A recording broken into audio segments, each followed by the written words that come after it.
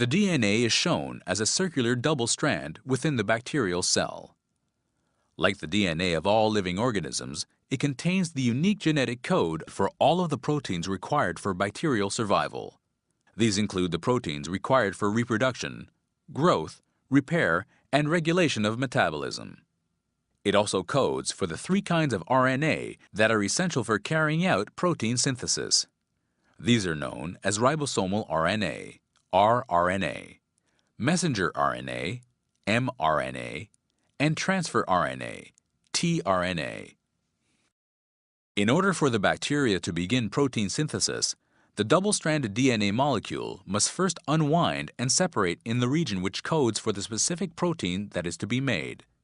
Only one strand of the DNA serves as a template for this process known as transcription. Transcription results in the formation of messenger RNA, mRNA, which is a mirror copy of the DNA segment. Once the strand of mRNA is complete, it will detach from the DNA template and in turn become attached to ribosomes. Bacterial ribosomes are made of a small 30S and a large 50S subunit. After the 2 subunits join together around the strand of mRNA, synthesis of the polypeptide chain begins. This step involves the aligning of transfer RNA, tRNA molecules, and sequence along the mRNA. Each tRNA carries a unique amino acid determined by the sequence of the tRNA, which, when aligned along the mRNA and ribosome, join together to form the polypeptide chain. This step is known as translation. The ribosome will continue to add amino acids to the growing polypeptide chain until it reaches a point along the mRNA that signals it to stop. At this point, it releases the finished protein molecule.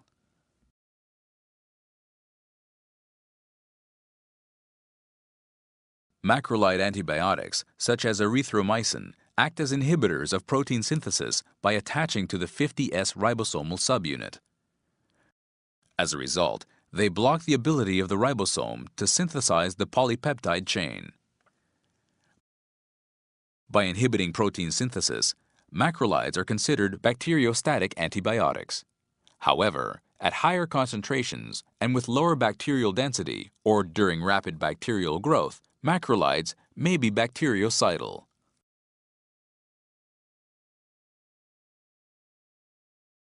Changes or modifications to the 50S ribosomal subunit, i.e., the target binding site for macrolide antibiotics, will confer resistance to macrolides and sometimes other classes of antibiotics.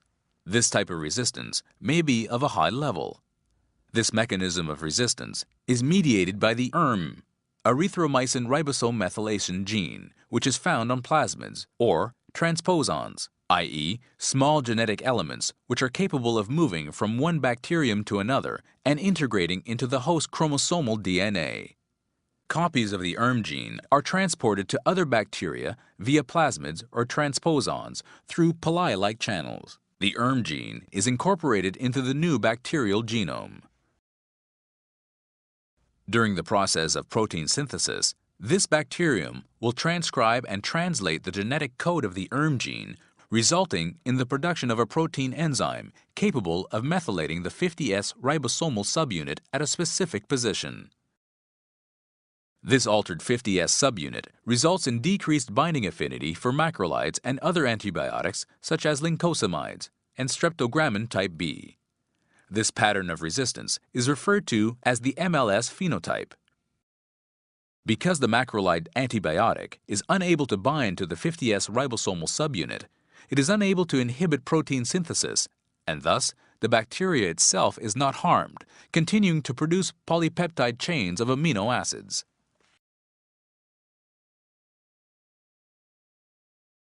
A second mechanism of bacterial resistance to macrolide antibiotics is mediated by efflux pumps. These efflux pumps are encoded by the MEFA gene, which is a transposable element.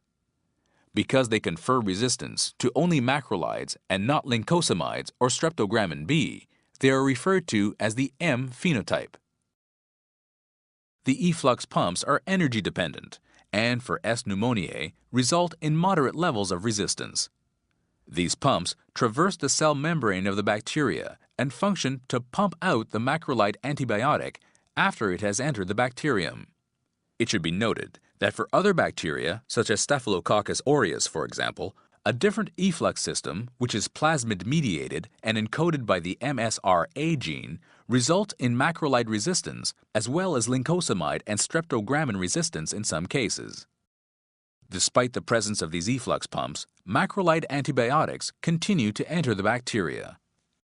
However, once inside the cytoplasm of the bacteria, these efflux pumps actively remove the macrolide antibiotics before they have a chance to reach their target, the 50S ribosomal subunit, and bacterial protein synthesis is unaffected.